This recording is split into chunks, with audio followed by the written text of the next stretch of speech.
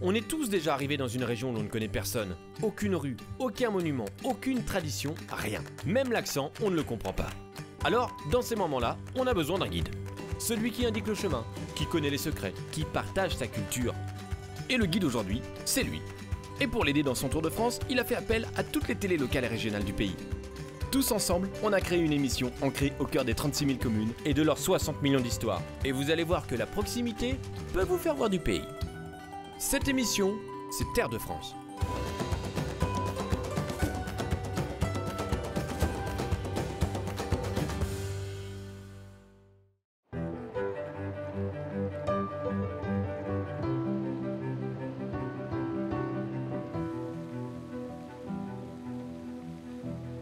Follow me down, there is somewhere I want to go. Up on the stars, or down below, below, below, below. You don't know how this came to be. You don't know how this came to be. Terre de France et Mirabel TV vous invite à passer une journée complète à Metz. Pourquoi à Metz?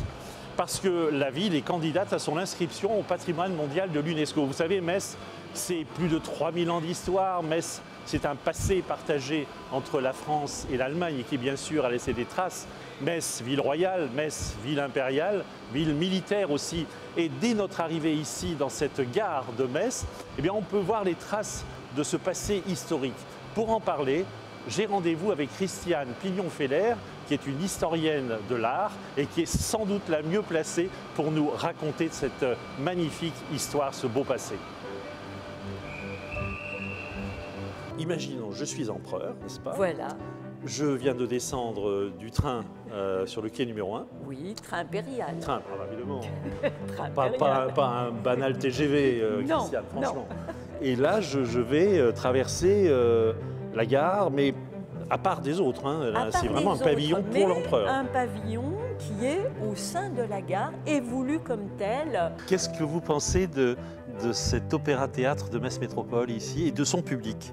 Alors je vais vous dire, j'en suis tombé amoureux depuis le premier jour. Et donc nous avons Guillaume II d'un côté et puis Louis XV de l'autre qui ont chacun marqué de leur empreinte cette ville. Et les gens ont passé, les siècles ont passé, on n'aimait pas, mais maintenant c'est extraordinaire de voir ce mélange curieux entre Metz royale, les rois de France, et Metz impériale, l'empereur d'Allemagne, et on en est fiers. Christiane? Bonjour Christiane. Merci de nous attendre ici à la gare. Ça va, on est à l'heure, hein? Tout va bien. On dit que les trains sont en retard, mais on était en avance, Christiane.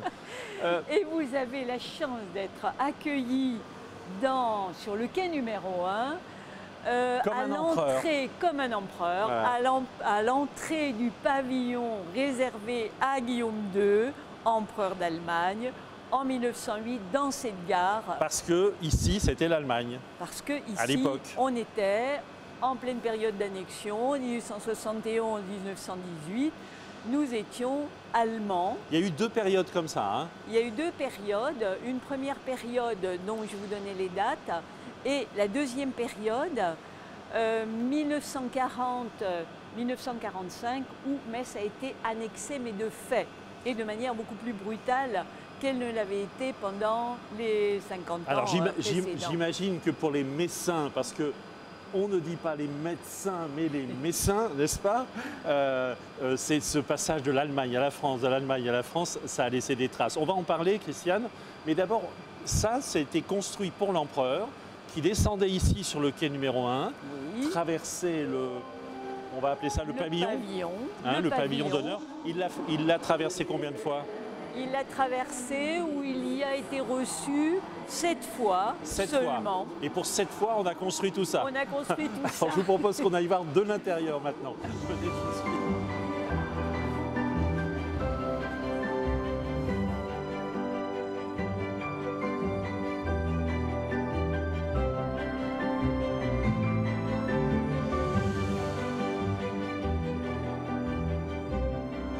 Gare impériale, Christiane, quartier impérial, parce que le quartier ici autour, c'est son nom, hein, on l'appelle le quartier impérial. Il est appelé quartier impérial.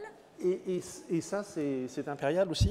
Alors ça, c'est magnifiquement impérial, non seulement les ors, les vitraux, etc., mais on a une représentation de la porte des Allemands de Metz, et curieusement entourée, encadrée par des lionceaux et des lions qui symbolisent quoi? Qui symbolisent un empire également, l'empire mycénien, donc un vieil empire grec. Donc, tout parle de l'Empire. On est toujours dans l'Empire.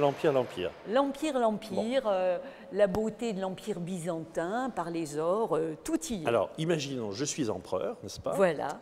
Je viens de descendre du train sur le quai numéro 1. Oui, train impérial. Train, ah bah évidemment.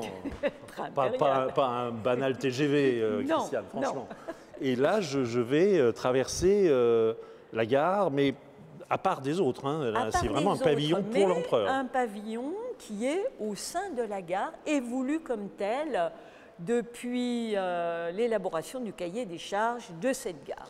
Madame l'impératrice, merci. Nous descendons un escalier de marbre, comme vous pouvez le voir. On va passer sous cette porte des Allemands. D'ailleurs, on va voir un reportage qu'a réalisé Mirabel TV. Mais de quand date-t-elle, Christiane? Cette porte ne date pas de l'époque de la gare, mais il faut remonter bien plus avant. Elle date du XIIIe siècle, restaurée au XVe, agrandie, restaurée de nouveau au XIXe.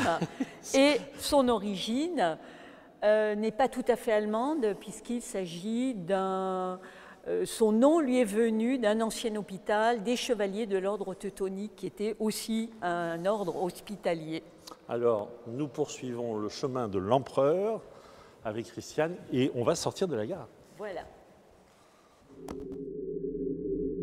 Vous êtes ici dans donc le passage qu'on nomme une basse-cour, donc qui est un espace entre deux éléments fortifiés qui enjambent une rivière, donc là qui enjambe la Seille. Ces deux tours, donc avec le crénelage au sommet, sont des tours qui ont été construites au XVe siècle et qui viennent répondre à l'évolution de l'artillerie et à l'apparition des canons et des boulets dans les méthodes de combat. Ouvrage défensif bâti au XIIIe siècle, agrandi au XVe, la porte des Allemands est le dernier grand vestige de l'enceinte médiévale de la ville de Metz.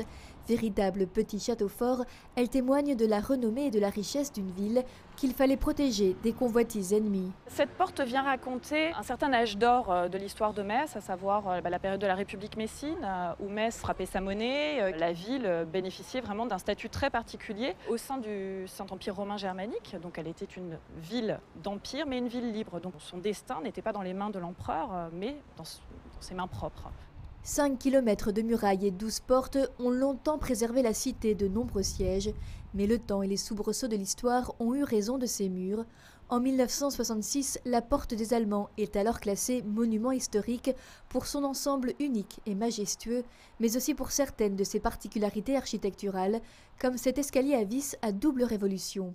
Donc c'est un dispositif architectural un peu particulier qui permet des mouvements de troupes rapides. Alors il faut imaginer, pour faire simple, qu'il s'agit de deux escaliers en colimaçon imbriqués l'un dans l'autre qui permettent d'un côté de monter, de l'autre côté de descendre. Et au XXIe siècle, ce ne sont plus les soldats, mais bien les visiteurs qui profitent de cette ingéniosité. Depuis 2014 et après 15 mois de rénovation, l'édifice est ouvert au public. 2 de ses tours donnent alors accès à une large terrasse qui offre un point de vue inédit sur l'architecture du site, mais aussi sur le quartier Outreseille et sa rivière. Essayez de dire dans quelle langue est écrit le texte. Latin. Alors non, c'est pas du latin. L'allemand. C'est pas de l'allemand non plus. Français. Et au rythme des jeux de piste, chasse au trésor ou visite guidée, la porte des Allemands revit. Au rez-de-chaussée, 2 grandes salles Renaissance font la part belle à l'art contemporain, avec chaque mois de nouvelles expositions, mais aussi des spectacles réguliers ou des performances d'artistes. Le vrai danger pour le patrimoine, c'est surtout qu'il n'y ait plus une vocation qui y soit liée, donc quelle qu'elle soit. Ensuite, nous ici, ce qu'on s'attache toujours à faire, c'est de ne pas voler la vedette au bâtiment et trouver autant que possible des propositions artistiques, soit qui sont pensées pour le lieu, soit qui ont vraiment une résonance avec le lieu. C'est ainsi que ces 2 danseuses messines ont eu carte blanche pour développer un projet chorégraphique au cœur même de la porte. Donc à partir de ces 4 éléments des poufs qu'on a trouvés dans la porte, on a eu la possibilité de travailler dans la porte sur plusieurs jours, où on était vraiment sur une liberté de voir ce qu'on pouvait trouver comme idée avec ces éléments-là. Donc c'est vrai qu'on a aussi été, l'air de rien, inspiré par ces murs-là. Les voûtes, la grande porte derrière rouge, les barreaux aux fenêtres, enfin, tous ces éléments de décor en fait qui deviennent un espace scénique. Spectateurs, promeneurs, curieux d'art ou touristes, en 2 ans, ces lieux ont déjà accueilli 200 000 visiteurs. À l'origine défensive, la porte a désormais trouvé sa nouvelle vocation. L'ouverture, la rencontre et le partage dans un espace empreint d'une sérénité nouvelle. Oh, mais c'est effectivement, on arrive devant la gare là. Oui, nous sortons du pavillon impérial. Et nous allons tâcher de voir la façade de ce pavillon. Qui est particulière? Qu'est-ce qu'elle est particulier? Tout à fait particulière, parce que là encore, vous avez tous les signes de l'Empire, non seulement les lions de basalte que vous voyez à la base, mais encore sur le tympan du salon Charlemagne, la représentation complète de la politique que voulait mener Guillaume II. Qui se résumait à d'une part, le chevalier avec l'épée dans son fourreau, donc la paix armée, et au service de la fileuse, donc la fileuse, le travail pacifique. C'est beau ça. C'est beau, bon, ça a mal tourné. Bon d'accord, on n'en parlera pas à nos candidats à l'élection présidentielle alors. Ça aurait pu faire un bon slogan pour eux.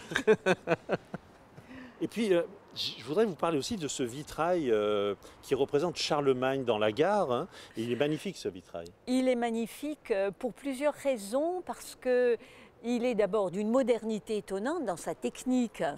Et par ailleurs, il est représentatif de tout l'aspect impérial que Guillaume II voulait imposer.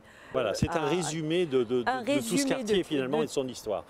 D'ailleurs, des vitraux, on ira en voir aussi dans la cathédrale parce qu'ils sont remarquables. Et c'est ici un peu qu'on a inventé aussi le vitrail tableau, c'est ça? Oui, avec Laurent Charles Maréchal. Peut-être pas inventé, mais qu'on l'a en tout cas finalisé. Qu'on a déposé le brevet, en tout cas, voilà. du vitrail tableau et du verre double, et on parlera tout à l'heure aussi de Marc Chagall qui a laissé sa trace aussi dans ces vitraux. Voilà. On va se promener devant la gare, on va la regarder d'un peu plus près quand même. Oui.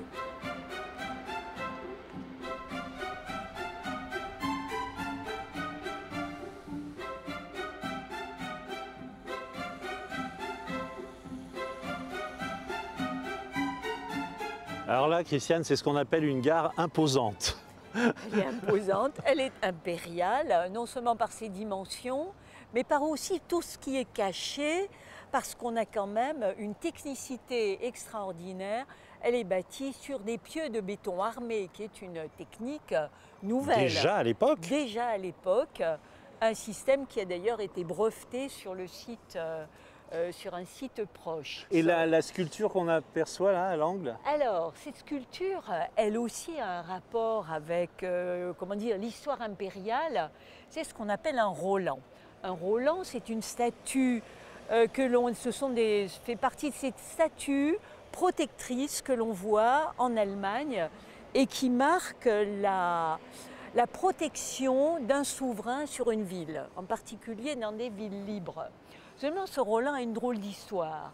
C'est un Roland, donc le preux chevalier neveu de Charlemagne, qu'on a mis à la base de la tour de la gare. Mais ce qu'il a de particulier, c'est qu'il a une histoire. Vous voyez que c'est un chevalier, il porte l'épée dressée et il a une tête, là, apparemment une tête de Gaulois. Mais ça n'est que sa 4e tête. C'est sa 4e tête, il a été décapité 3 fois alors. Il a été décapité 3 fois. Première fois, lorsqu'on l'a conçu, on lui a donné, on en a fait le portrait du maréchal von Haeseler, qui est un vétéran de la guerre de 70 et qui était gouverneur de Metz. Arrive 1918, évidemment, on ne voulait plus voir les héros allemands, on lui coupe la tête. On lui met une tête de Gaulois approximative, en même temps qu'on change ce qui est sur l'écu qu'il porte. Il y avait l'aigle allemande, on met les alérions de Lorraine. Arrive 1940, les Allemands annexent de fait de nouveau Metz. De voir un Gaulois, ça ne leur plaît pas. On change la tête. Seulement, quelle tête mettre? On allait remettre la tête du maréchal von Essler, qui était un héros de l'histoire allemande. Arrive 1945. Refrançais. Refrançais. Et regaulois. Et regaulois, on lui remet la tête du Gaulois. C'est extraordinaire. Et sur l'écu, on a les armes de la ville de Metz. Et je vous disais qu'effectivement, ces temps d'annexion par l'Allemagne de cette région de Metz a modifié toute l'histoire. Et il y a des anecdotes comme ça, il y en a 1000 à raconter à ce propos.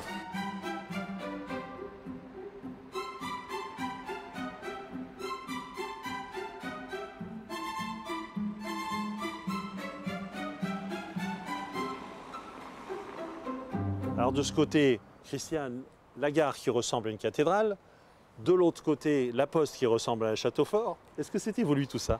Ça a été voulu, d'autant qu'elles ont le même style. La poste et la gare ont le même style, qui est un style néo-roman, voulu par l'empereur et qu'il voulait étendre à tout le quartier.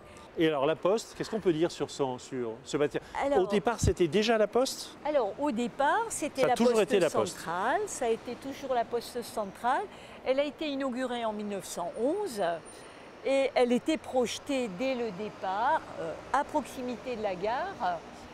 Elle est du même style que la gare, dans un autre matériau, mais elle a des allures de château fort et en particulier cette tour qui n'est pas sans rappeler une tour qu'on voit en Pologne dans un site qui appartenait aux chevaliers de l'ordre teutonique. Donc il y a toujours ces rappels constants des vieux empires et de la vieille Allemagne. Hein, si je peux le dire en allemand, l'empereur adorait der altdeutsche Baustil. On va rester là-dessus. On va rester là-dessus.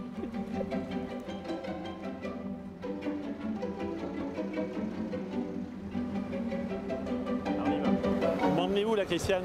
Je vous emmène avenue Foch, ancienne Kaiser Wilhelm Ring.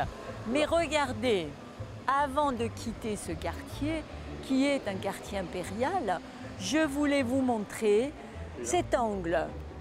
Alors, vous devez reconnaître... On dirait un immeuble parisien. On dirait un immeuble parisien. Effectivement, au cœur même de ce quartier, cet effet de résistance, l'emploi du style Louis XV par un architecte local. Et c'est un bâtiment qui date de 1910. Rien donc, pour embêter les Allemands. Non, allez, on y va.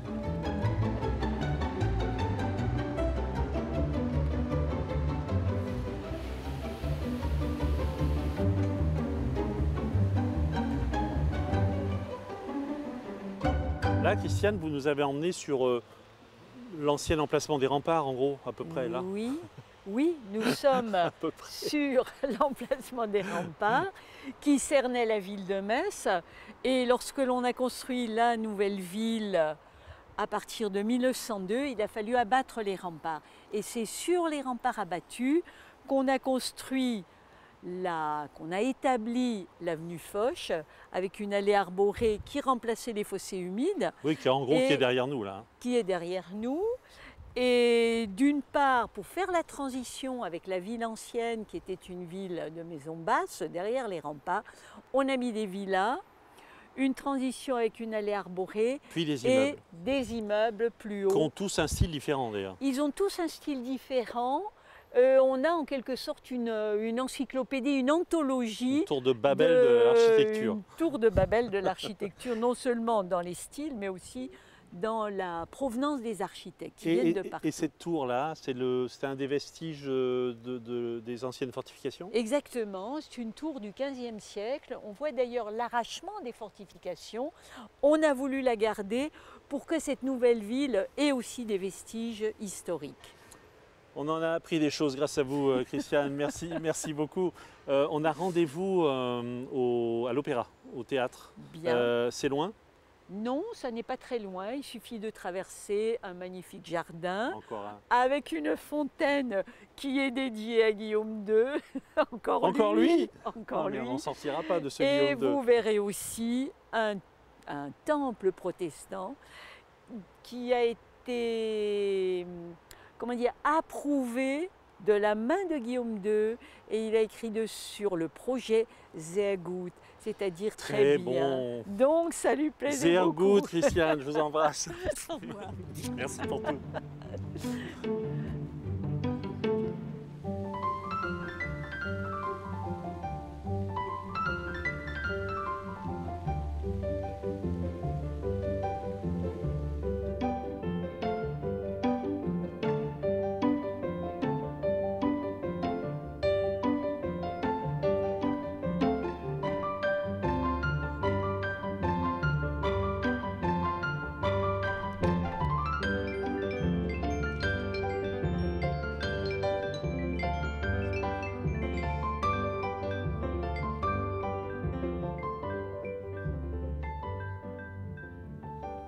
Merci Paul-Émile Fourny de nous accueillir chez vous, ici dans cet opéra-théâtre de Metz Métropole.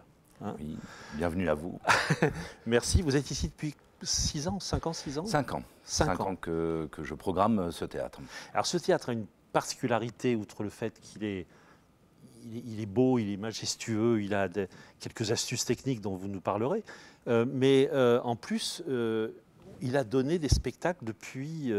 depuis 264 oui, ans. J'allais dire des siècles, mais voilà. j'étais pas loin finalement. Pas loin du tout. Sans aucune interruption, malgré les occupations diverses et variées, les annexions, malgré les guerres. Aucune interruption des activités de ce théâtre, et c'est ce qui fait sa spécificité. Il est un des plus vieux théâtres de France, mais il n'est pas non plus le plus vieux.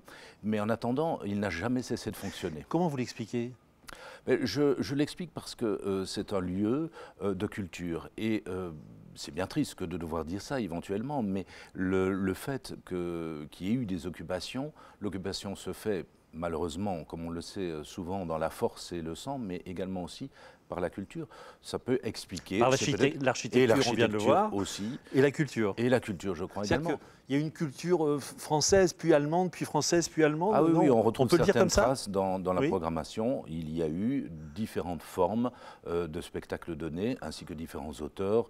Et il faut bien le dire, il y a des moments où les choses étaient plus dirigées que d'autres. Voilà. Alors vous, qui êtes né à Liège, avez dirigé un théâtre de la Monnaie à Bruxelles, êtes passé par Avignon, par Orange, les Corégies, par Nice, j'en ai oublié sûrement. Qu'est-ce que vous pensez de cet opéra-théâtre de Metz Métropole ici et de son public? Alors je vais vous dire, j'en suis tombé amoureux depuis le premier jour. Pourquoi? Pour 2 raisons. La première, c'est qu'on a parlé de la tradition, de l'âge, de la structure, de son poids, de sa vie. Et ça transpire quand on entre dans cette salle juste 10 minutes avant un lever de rideau. Une autre particularité de cette salle avec cette configuration, ces balcons qui sont derrière nous, 750 places, sur une salle qui certes est imposante, mais en même temps n'est pas surdimensionnée. Non, elle est à taille humaine. Voilà, le rapport avec l'artiste, aussi bien pour le public que pour l'artiste, est vraiment un rapport de proximité. Et que ce soit dans l'art lyrique, dans la danse ou le théâtre, c'est toujours ce que me disent les artistes quand ils quittent ce plateau. Ils me disent, mais on a vraiment l'impression d'être assis, d'être à côté, comme nous le sommes actuellement. C'est vrai, il y a une vraie proximité. Je ne me sens pas encore tout à fait artiste lyrique, pour tout vous dire. Hein. J'ai encore un peu de travail. Mais on se sent bien. Oui, déjà, on se sent en phase avec le public. Et ça, c'est la réussite d'une salle comme celle-là. Toutes les salles de spectacle n'ont pas toujours cette particularité presque de connivence, de rapprochement et d'écrin. Une particularité de cette scène, c'est son plateau. Oui. Alors, comment ça fonctionne? Là, ici, nous sommes un petit peu en contrebas. Alors, nous sommes en contrebas. Pour l'instant, en fait, nous sommes sur la fosse d'orchestre, mais en position, évidemment, haute, puisque ce soir, nous avons une représentation théâtrale. Donc, ce plateau est mobile, il descend. Et en dessous de nous, jusqu'à peu près à la moitié de la scène, il y a la fosse d'orchestre qui peut accueillir entre 60 à 70 musiciens. Mais autre particularité de ce plateau, c'est sa scène tournante. il y a une scène tournante de 10 c'est rare, mètres c'est rare dans un opéra. C'est assez théâtre. rare. C'est assez rare. L'opéra de Strasbourg en possède une aussi. Ce sont des factures allemandes. Je veux dire, la construction de ce type de scène, par contre, n'est absolument pas rare en Allemagne, ce qui nous a permis, par ailleurs, de pouvoir coproduire récemment une production de l'Acmé avec l'Opéra de Bonn et de se servir des scènes tournantes et de l'Opéra de Bonn et de l'Opéra de Metz. En fait, ça sert à changer de décor rapidement. Ça sert à changer le décor, le faire tourner Oui. à des vitesses différentes, puisqu'il y a un variateur de vitesse, et en même temps, c'est vraiment une technique assez particulière.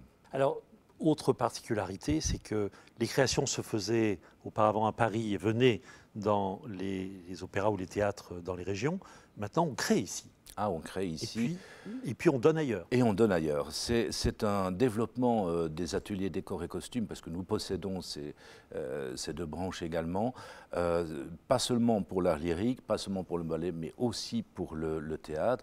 Plusieurs coproductions se sont réalisées avec le Théâtre du Peuple de Busan. Nous avons fait des décors et nous avons repris des spectacles dans les Vosges, dans les Vosges, qui est un lieu mythique du théâtre. Et nous avons créé ici, il y a 2 saisons, Charlie IX, une adaptation d'un roman de Jean Telet qui a été créé ici à Metz. Eh bien, merci beaucoup déjà de votre accueil, de nous avoir permis d'être sur cette scène finalement, hein, où on se sent déjà un petit peu acteur ou chanteur, voire danseur.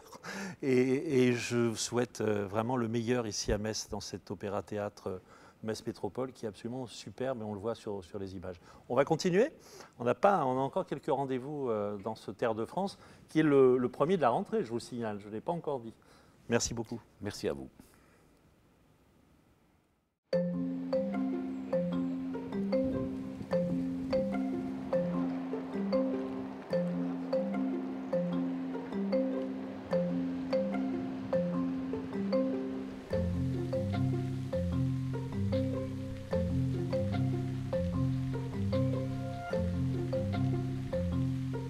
Alors moi, je serais bien resté sur scène avec Paul-Émile, mais il paraît que c'était déjà occupé pour le spectacle de ce soir.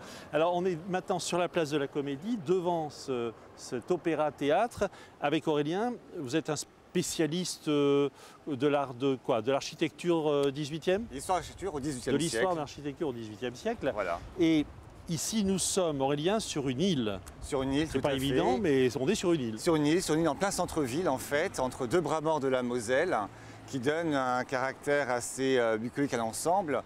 Mais au XXe siècle, on était dans une zone totalement différente, parce qu'ici, il n'y avait rien. C'était des terrains militaires au départ? C'était des terrains abandonnés pour raisons militaires. Et on n'avait pas construit ici, et les fortifications étaient juste derrière l'opéra-théâtre. Il n'y avait plus de place de l'autre côté. Tout à fait. Donc on est venu ici.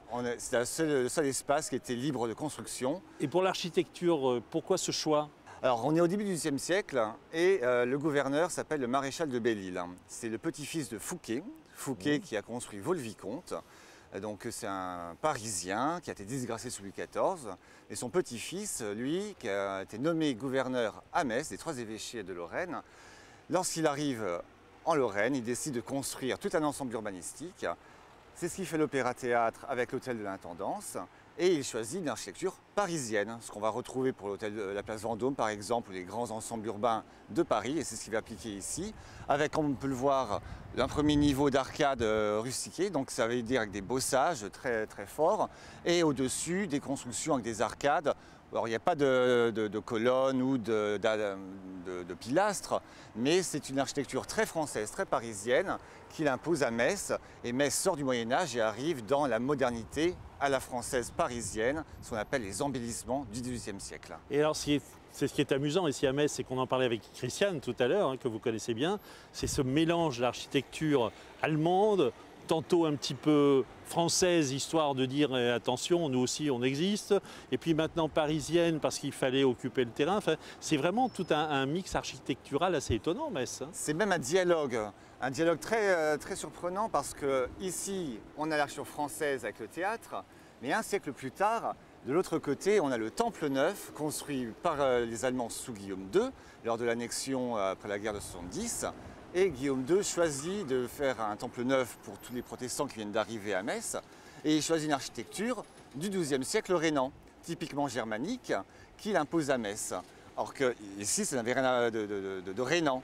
Mais pour faire plaisir à Guillaume II, on a Guillaume II et son architecture rhénane qui fait face au classicisme de l'époque de Louis XV. Ouais, c'est vraiment un dialogue culturel, interculturel. Politique, entre le pouvoir politique qui se traduit par l'architecture. Alors il y a un autre quartier qui est en pleine croissance lui aussi, pas très loin d'ici d'ailleurs. Tout à fait.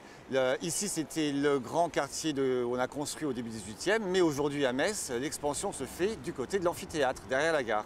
Mirabel TV va nous y emmener et puis on verra aussi quels sont les autres centre d'intérêt ici de cette place de la Comédie, Aurélien. Tout à fait.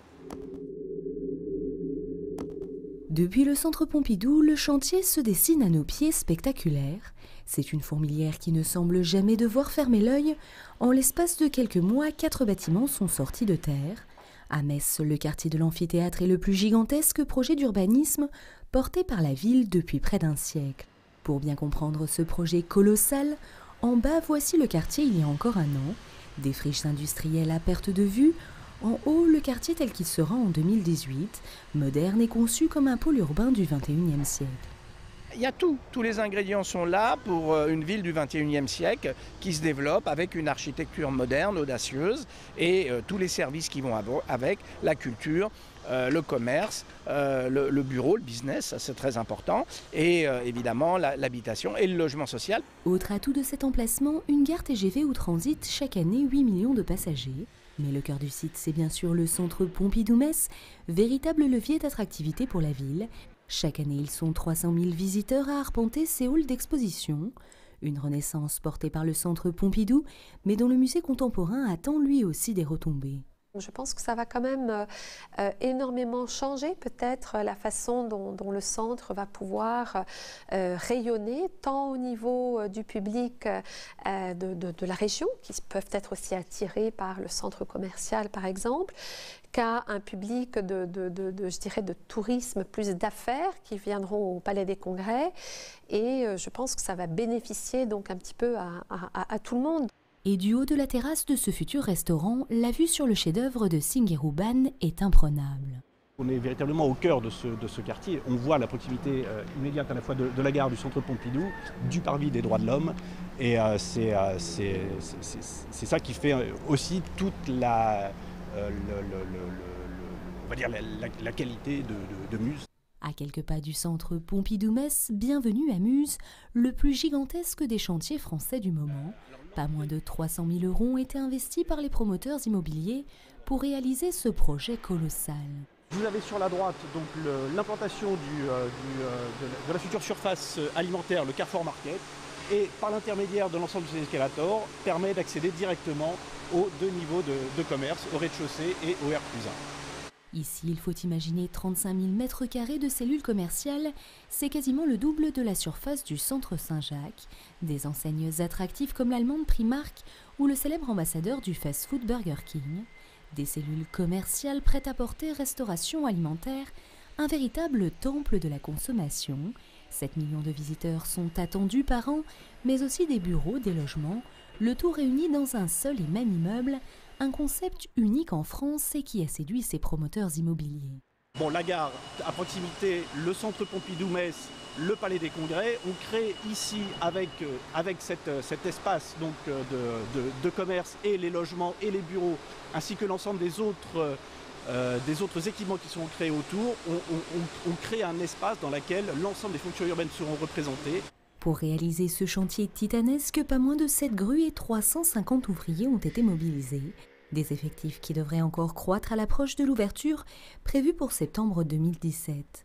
Une métamorphose économique mais aussi architecturale, avec un urbanisme très vertical et volontairement moderne. Le Palais des Congrès et le très original hôtel du designer Philippe Starck devraient achever de convaincre touristes d'affaires et de loisirs de se perdre dans les allées de ce quartier à la signature résolument moderne.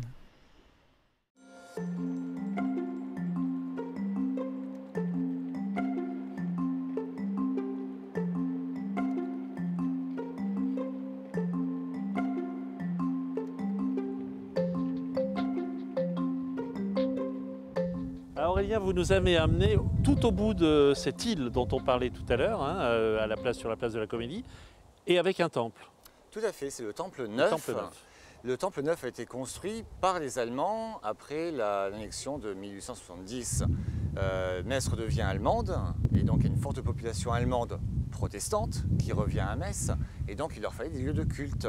Donc on construit le temple neuf protestant, le temple qui fait face à la place de la Comédie d'époque Louis XV, mais qui fait face également en contrebas à la cathédrale gothique, mais de culte catholique. Et toujours ce dialogue en permanence. Et alors ici donc c'est un point de confluence entre quoi et quoi exactement? Alors ici on est dans un bras mort de la Moselle qui se divise en deux autour de l'île où on est, l'île du Saulcy.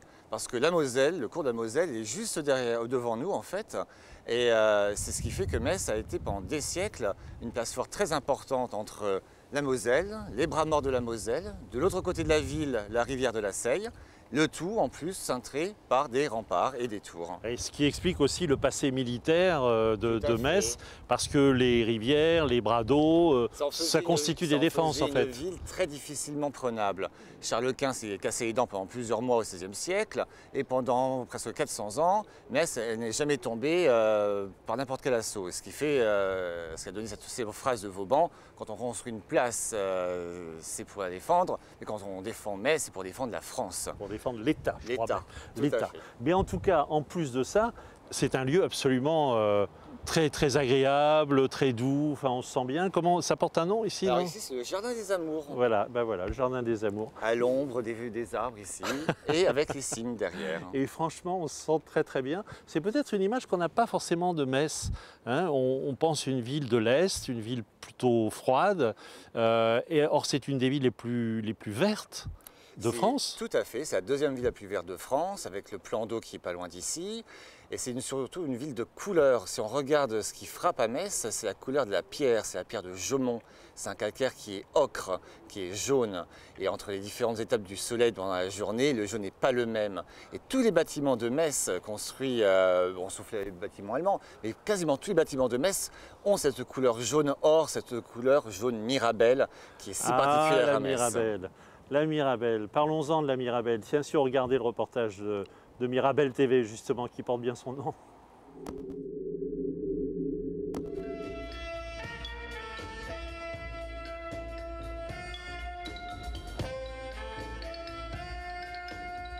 Quand la ville de Metz se transforme en un théâtre grandeur nature, c'est toute l'architecture qui en est bouleversée. Dans les airs, 18 professionnels mobilisés de l'acrobate au musicien, en passant par les magiciens, pour un spectacle aérien hors du temps. Un voyage à travers les éléments proposé par la compagnie Transexpress. Les gens sont quand même bien embarqués par les images de cette structure qui dévoile ses surprises au fur et à mesure du spectacle et qui vient flirter avec l'architecture de la ville. Donc ça crée souvent des belles images et les gens sont parfois surpris de redécouvrir leur place, leur ville sous un autre angle. Émerveiller la foule et faire de Metz un lieu qui vibre à travers des spectacles de rue, c'était l'objectif visé par la municipalité. Elle souhaitait faire de la ville un lieu de création, d'échange et de partage à l'occasion des fêtes de la Mirabelle. 66 ans après sa création, l'événement est devenu un rendez-vous incontournable pour tous les Messins et un lieu de rencontre artistique et musicale. À l'image des concerts qui ont animé le village de la Mirabelle au pied de la cathédrale Saint-Étienne pendant 9 jours. On travaille à renforcer notamment la dimension artistique de ces fêtes, mais en même temps en gardant la tradition. C'est au fond une façon aussi de faire vivre la ville, je le disais. Je crois qu'on a besoin aujourd'hui de se parler, de se rencontrer, d'être ensemble, de faire finalement France ensemble, comme on le dit, Metz ensemble. Et je crois que ces fêtes, dans cet esprit-là, ont incarné ces valeurs de vivre ensemble qu'on a voulu donner pendant toute la semaine. The crazy, crazy, crazy. Claudia. Pari réussi pour la ville de Metz, qui parvient à donner un second souffle aux fêtes de la Mirabelle à travers ses 45 spectacles. Un nouveau virage auquel n'est pas resté insensible le public messin. C'est bien, il y a de l'ambiance à Metz, en plus il fait bon donc c'est super. Ça permet aux jeunes de se retrouver, surtout dans des moments comme ça, c'est toujours agréable de faire la fête et voilà quoi. Moi j'adore Mirabelle, depuis qu'il existe Mirabelle je suis toujours là. Ils ont un peu dépoussiéré tout ça, ils ont ouvert les spectacles, au rock, à plein de choses. Ça rajeunit la ville. Il y a beaucoup de concerts et de spectacles et je trouve ça super. Chaque année on vient, on adore ça. Le programme est de plus en plus riche et intéressant. Franchement c'est pas mal et je pense que ouais, ça donne du peps à la ville, quoi, c'est super. Cette année c'est très animé, on a pu avoir énormément d'événements justement. On trouvait vraiment intéressant le fait de sortir à Metz, surtout pendant l'été.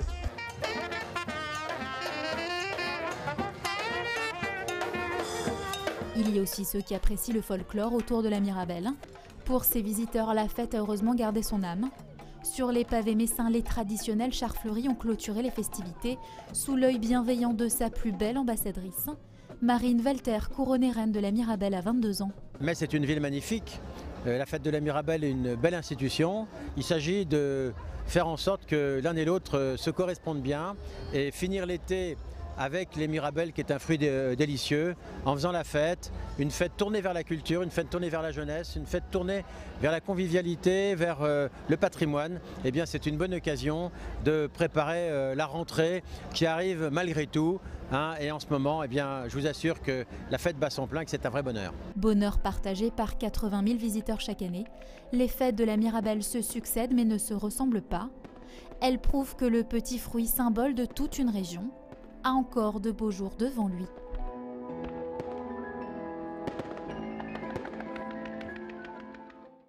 La fête de la Mirabelle, c'est un grand classique ici, non? C'est la fête. La Mirabelle, déjà, c'est le fruit de toute la région. En effet, ça fait 66 ans. Alors aujourd'hui, les fêtes sont devenues un rendez-vous incontournable, un grand festival. C'est 110 000 personnes cette année. 9 jours de fête avec du spectacle vivant, de la tradition, la place du fruit naturellement.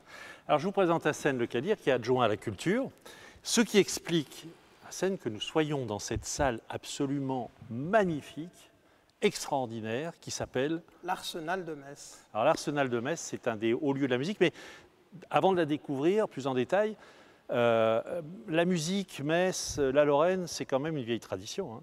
Absolument. Alors on dit ici qu'on a inventé le chant grégorien et c'est vrai que depuis, la place de la musique s'est énormément développée, d'abord avec de nombreux artistes. Je peux citer Cascadeur, victoire de la musique il n'y a pas longtemps, mais aussi un orchestre national de Lorraine qui est en résidence ici. Qui réside ici, oui. Absolument. On a du mal à croire que cette salle a combien, 30 ans déjà ?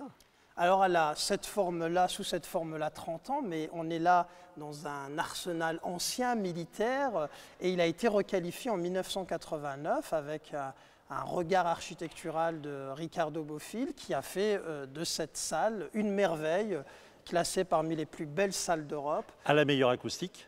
L'une des meilleures acoustiques de France, il faut le dire. Et nous accueillons ici de très très grands artistes avec une programmation très riche. La culture à Seine, à Metz, elle aussi, on n'a pas parlé du centre Pompidou-Metz, mais là aussi c'est un lieu, un pôle de culture important. Absolument. Aujourd'hui, l'art contemporain, les arts visuels au sens large, sont devenus une véritable identité à Metz, tirée par l'arrivée du centre Pompidou, qui accueille 350 000 visiteurs par an, ce qui fait le musée le plus fréquenté de France hors Île-de-France, comme on dit, ce qui fait une véritable fierté, mais aussi autour de ce musée, ça a généré de la création de nombreux artistes, de nombreuses galeries au centre-ville qui ont ouvert depuis 2010 et l'arrivée du centre Pompidou. Et c'est vrai que tout incite à la promenade ici à Metz. Un jardin à la française, comme on dit, qui s'appelle l'Esplanade et qui donne sur le plan d'eau. La ville de Metz a la chance d'avoir quasiment au cœur de son centre un plan d'eau magnifique qui donne une image formidable sur notre belle cathédrale. Bref, une ville que je recommande à visiter. On l'a bien dit, Voilà. et on le redit, il faut venir à Metz.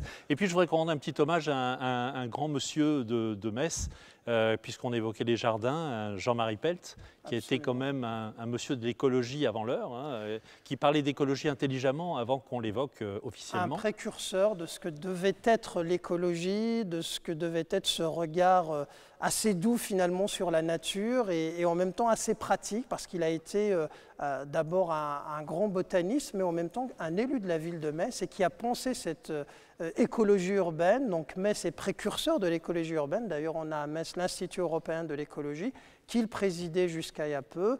Et donc il nous a laissé un formidable héritage ici et ce regard sur l'écologie la place de l'écologie urbaine, le lien entre finalement la vie moderne et l'harmonie, le respect de la nature, on le retrouve à Metz grâce à lui. Et ça aussi, ça c'est de la culture, et Jean-Marie Pell qui nous a quittés il y a un an à peu près.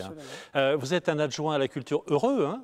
Je suis un adjoint à la culture. Vous êtes comblé aussi. Et épanoui parce qu'en effet, on a des outils pour travailler ici. On a aussi un choix politique fait par le maire de Metz de miser sur la culture. La culture reste une priorité de notre municipalité.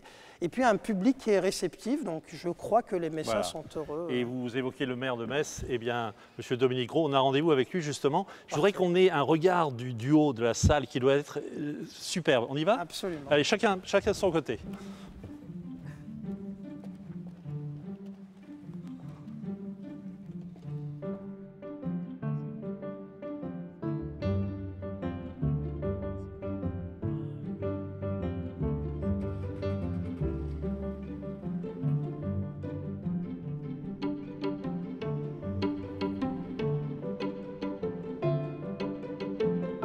Je vous présente Dominique Gros, qui est le maire de Metz et qui a bien voulu venir ici, descendre devant la cathédrale, parce qu'on m'a dit que vous étiez un spécialiste de la cathédrale et que jeune, c'est vous qui faisiez visiter, c'est vrai?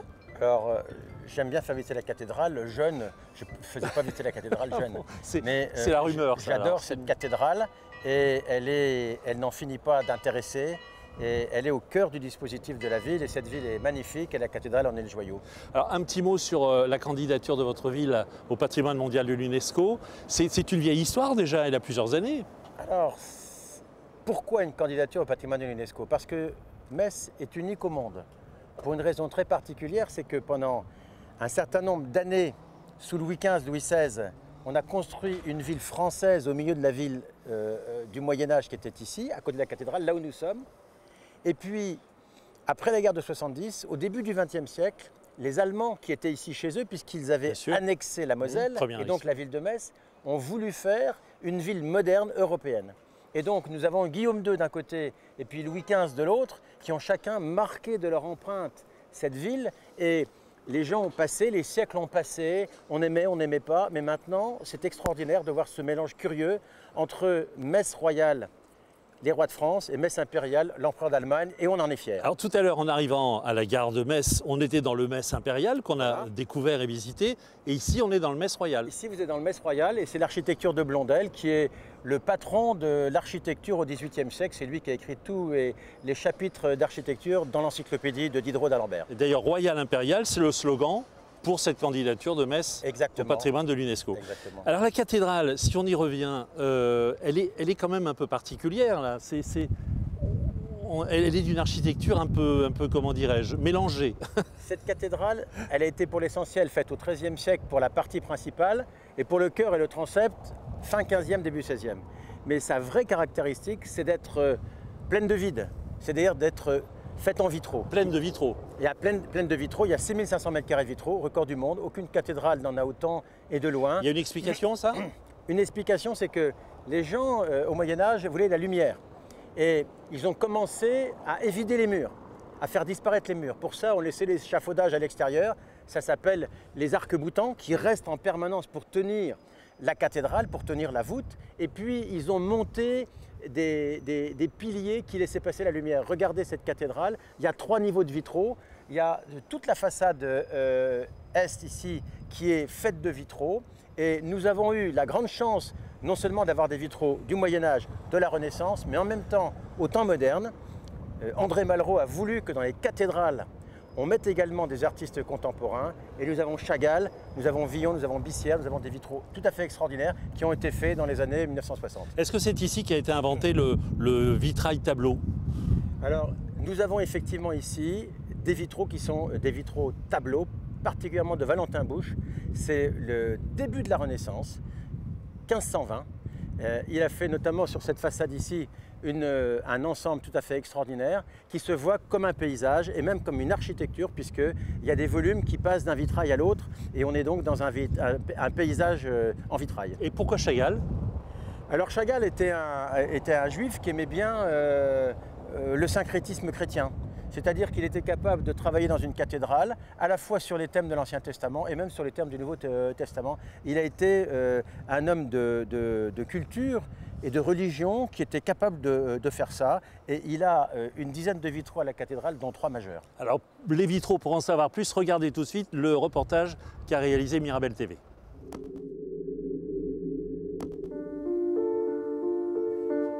Difficile de passer par Metz sans visiter sa figure de proue, la cathédrale gothique Saint-Étienne.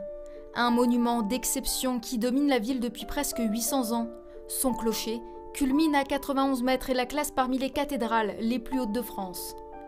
Et avec sa robe ocre dorée en pierre de Jaumont, elle brille littéralement de 1000 feux. Mais ce qui en fait un véritable joyau se trouve à l'intérieur. Quand les rayons du soleil frappent les parois de l'édifice, c'est un déluge de couleurs et de lumière.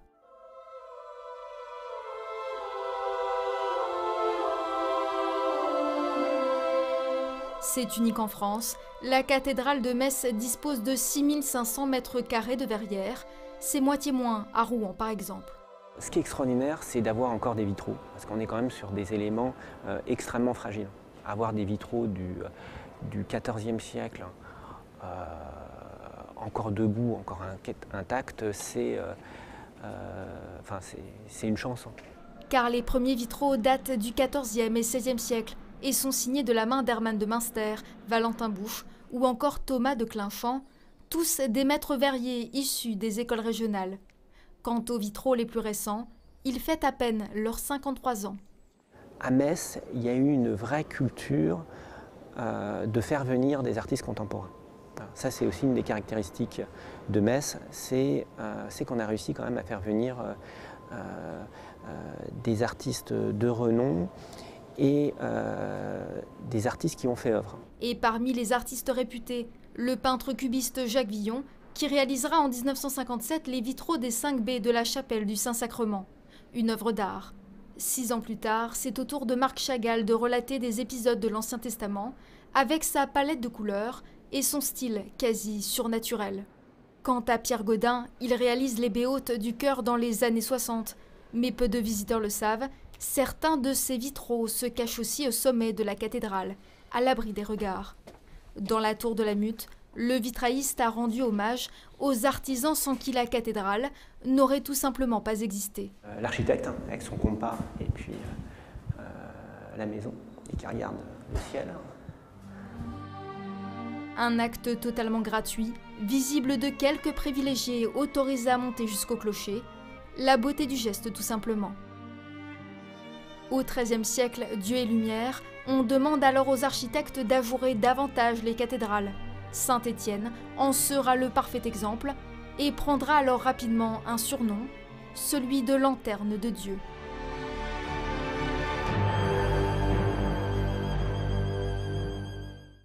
On saura quand, monsieur le maire, si Metz est bien retenu? C'est une longue histoire d'être inscrit au patrimoine de l'UNESCO parce que les cathédrales sont déjà classées, il y a tout un tas de choses qui sont déjà classées et Metz a beaucoup de trésors, mais c'est trop tard.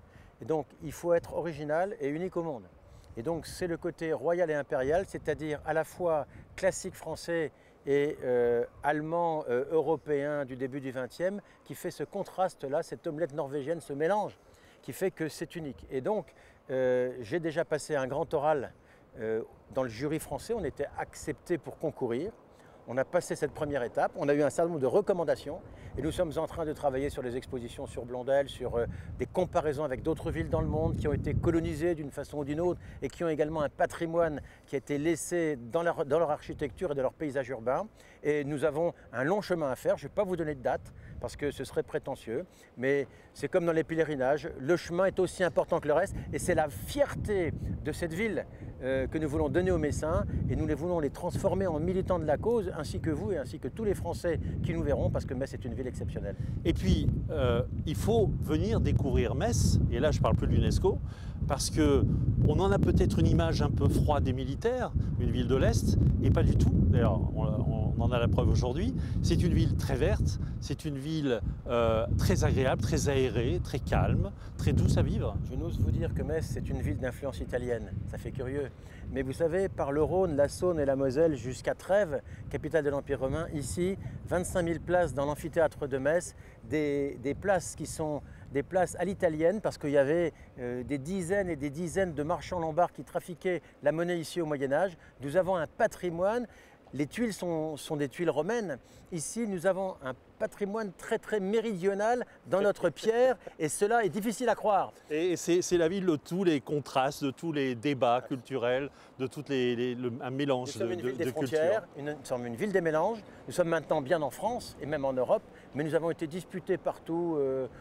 Nous avons fait l'objet de beaucoup de convoitises et finalement, le patrimoine qui nous reste, c'est le patrimoine de tout ce que les autres nous ont laissé en venant chez nous. Voilà. Une belle richesse. Merci beaucoup, monsieur le maire. Écoutez, c'est la fin de ce Terre de France reportage. Je vous dis à la semaine prochaine.